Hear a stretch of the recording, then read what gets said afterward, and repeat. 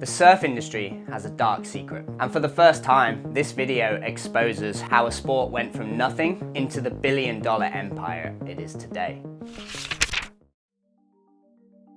In the late 1960s and early 70s, surfing was still a fringe culture.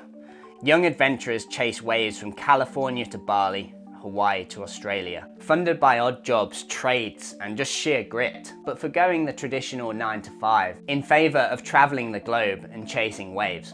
Cost money, lots of money. But surfers were innovative, and into this void stepped an ingenious and risky solution, using surfboards as vehicles for smuggling drugs. Surfboards, with their hollow foam cores and long slender shapes, became perfect hiding places for hashish, marijuana, and later cocaine. Shapers, alongside crafty surfers, began to develop boards with concealed cavities hidden inside the foam blanks. These secret chambers could hold up to 20 pounds of hashish or marijuana, enough to make smuggling trips hugely profitable. And because your average surfboard was bulky and cumbersome, customs officers found it awkward to inspect at customs, and border agents in general were just not attuned to the fact these pieces of equipment could have drugs inside of them. It just wasn't a thing.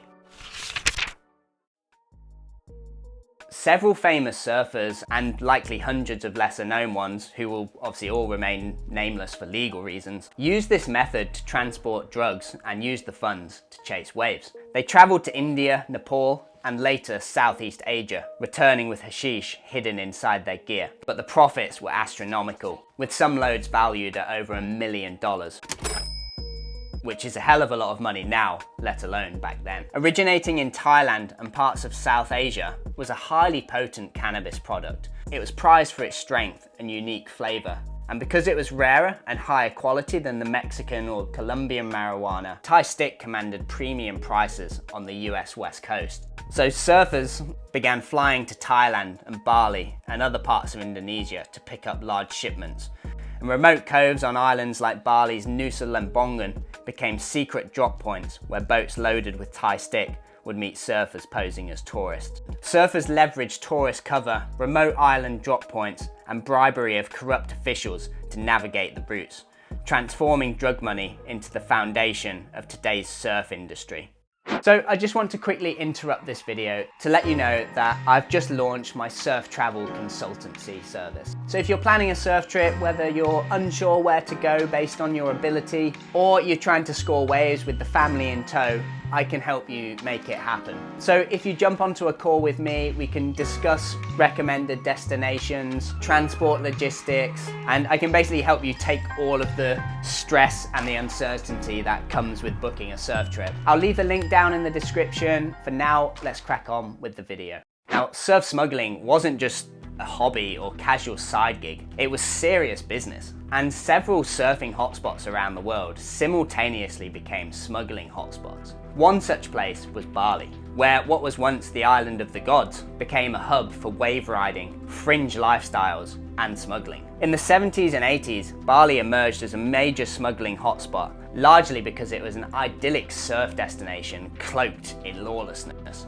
As surfers flocked to the islands after the discovery of perfect waves like Ulus and Padang Padang, many surfers used the corruptible local officials and remote geography as a cover for trafficking Thai stick. The island's proximity to other Southeast Asian nations made it such a good place to do so. Many surfers could also live cheaply for months, establishing connections with local growers and smugglers, and often bribing police and port authorities to look the other way. Smugglers used Bali's fishing villages and outer islands as secret stash points or launch pads for shipments bound for Australia, Hawaii, or California. So while surfers thought of Bali as this lawless place, and I guess it was in terms of you could corrupt people and get drugs through there, Indonesia has extremely harsh laws for smuggling, as we all know. So there was huge risks, but also a huge reward. You know, you could either make an absolute shit ton of money and be able to travel for months and months on end and have a pretty good lifestyle of just chasing perfect waves, or you could get caught and arrested, thrown in jail for the rest of your life, or even executed.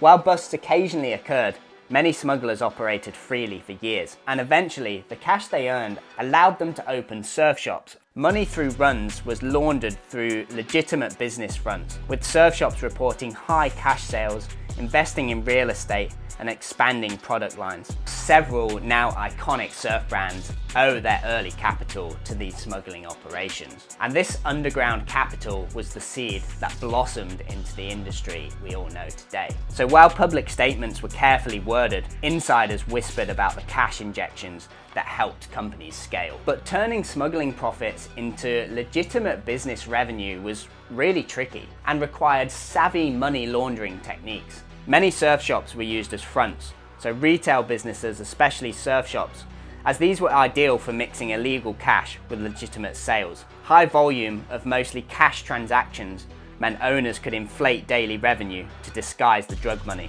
and surfers buying gear often paid cash, and inventory turnover was rapid. Some brands reported inflated sales or inventory purchases, claiming big shipment from manufacturers to justify cash influxes.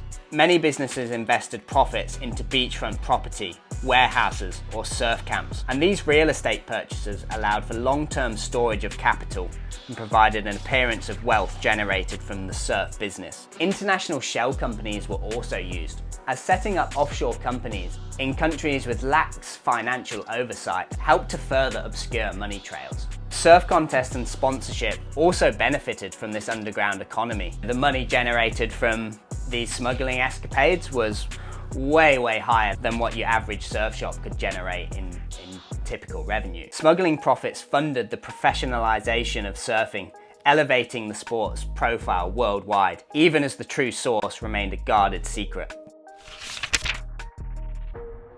So despite occasional arrests and high-profile busts at this time, many surfers and brand founders kept hush about their illicit pasts. The surf community valued loyalty and discretion, as revealing too much risked legal repercussions and reputational damage.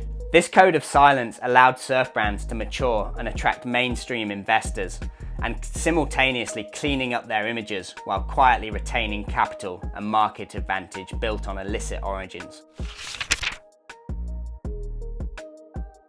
So the modern surf industry's dazzling success and billions of dollars of value it's created is inseparable from its shadowy roots. Hollow surfboards, risky ocean voyages, and clandestine smuggling of Thai stick were not just criminal acts, they were lifelines and funded the dreams for hundreds of surfers who just wanted to travel and chase waves. And eventually, this money just spread and turned into the surf industry we know today. While surfboards and wetsuits account for a portion, the majority of revenue comes from lifestyle branding and fashion. Understanding this dual legacy adds depth to surfing's history, reminding us that beneath the waves lies a story of risk, reinvention, and the relentless pursuit of freedom by any means necessary.